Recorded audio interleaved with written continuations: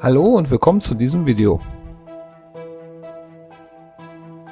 Die Leinwand pinsel ich zuerst mit Wasser ein, dann lässt sich die Hintergrundfarbe besser verstreichen. Farbe brauchst du schwarz, weiß, grau, blau, rot, braun.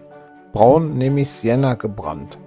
Du musst aber nicht unbedingt Acrylfarbe nehmen, du kannst jede Farbe nehmen, die du gerade zur Hand hast. Lack, Spray, Wandfarbe oder das Ganze mit Airbrush bearbeiten, das ist ganz egal.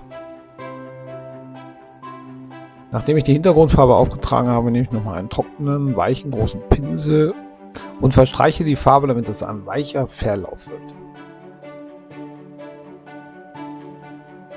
Schablone sprühe ich mit wieder ablösbaren Sprühkleber ein. Dann die Schablone einmal auf Papier abtupfen, damit sie keine Rückstände hinterlässt. Du musst nicht unbedingt Sprühkleber verwenden.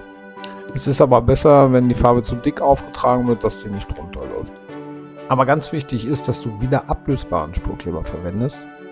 Nicht, dass die Schablone dauerhaft auf dem Untergrund festklebt.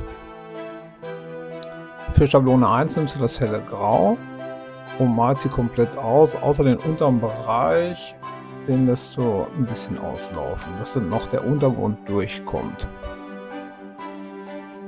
Die Vögel dienen als Anlegepunkte für die nächsten Schablonen.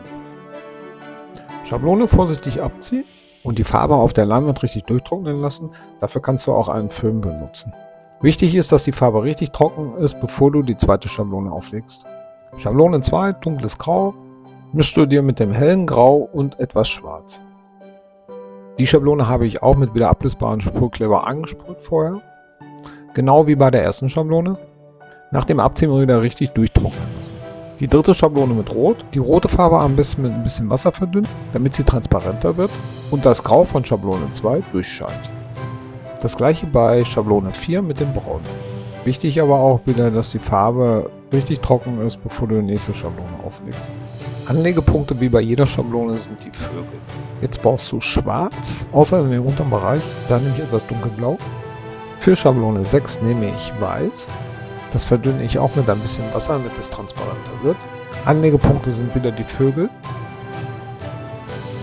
Die Vögel nicht ganz mit Weiß ausmalen, nur den oberen Bereich der Flügel für den Lichteffekt.